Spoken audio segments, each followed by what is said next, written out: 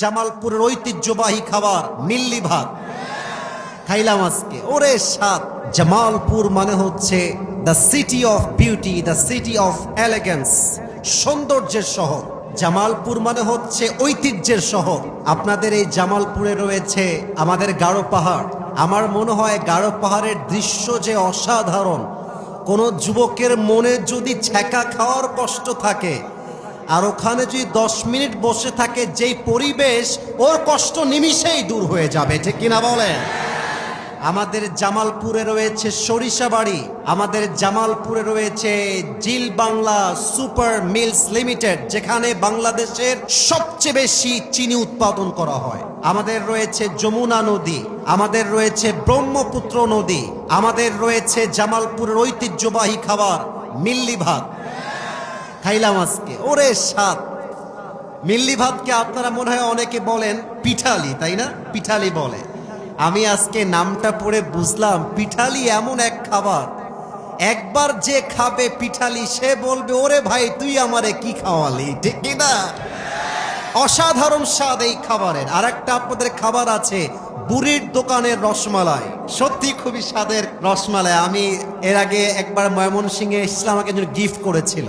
তো আমি জামালপুরে আসতে পেরে নিজেকে বড্ড সৌভাগ্যবান মনে করছি। এবং জামালপুরের যুবকরা আশা করছি ভেরি স্মার্ট পিপল। বিশাল বড় আলিয়া মাদ্রাসা এখানে দেখতে পাচ্ছি।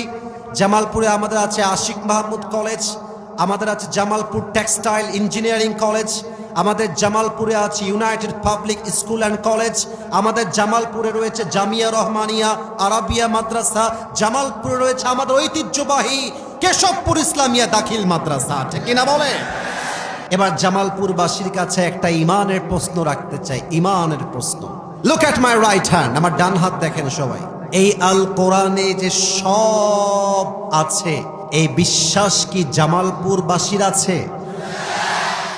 আমি যদি কোরআনকে যে কোনো বিষয়ে যে কোনো প্রশ্ন করি আর বলি Quran, do you know the answer of it or not, তুমি কি এটার উত্তর জানো নাকি জানো না? আচ্ছা জামালপুরবাসী বলেন তো, কোরআন কি আমাদেরকে নো বলবে নাকি ইয়েস বলবে?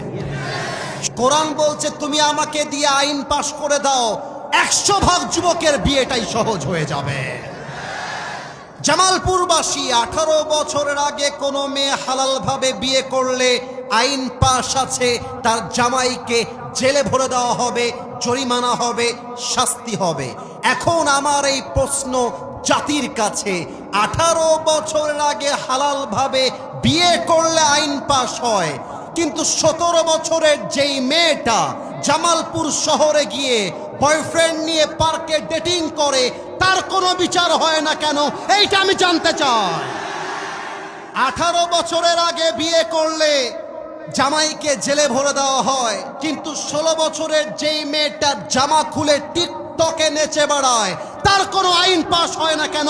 এইটা আমি জানতে চাই জামালপুরের ভাই।